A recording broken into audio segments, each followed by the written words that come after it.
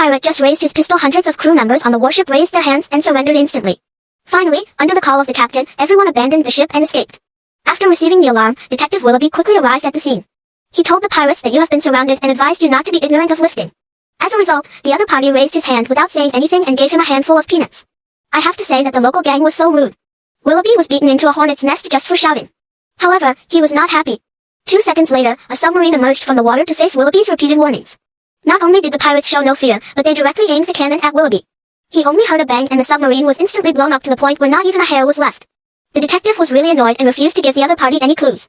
He really didn't know who was the best in the animation industry.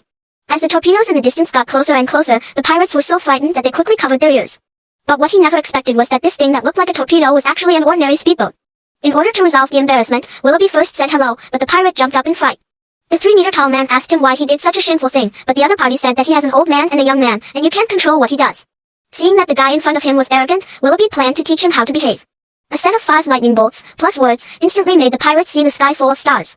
The pirates felt that they had lost face, and immediately wanted to use their own way to retaliate. When he was proud of curing his body, he didn't expect that there was only one set of clothes left in his hand, but Willoughby stayed quietly beside him and looked at him like a fool in order to save face. He picked up Willoughby and threw it into the cannonball, then aimed at the southwest and fired it directly. He thought the story ended here, but Willoughby used 4 young Jean to change the direction and easily returned to the deck.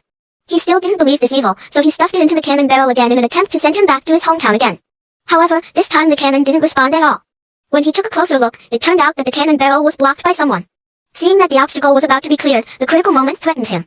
Willoughby decisively activated the launcher, and the pirate flew out with a confused look on his face. However, he was also a weakling who could not be beaten to death. He walked 70 miles and returned to the ship. The moment he climbed onto the deck, he couldn't help but stuff Willoughby into a bag, tie him up, and then throw him directly into the sea to feed the sharks. However, a scene of cheating appeared and Willoughby looked at the side.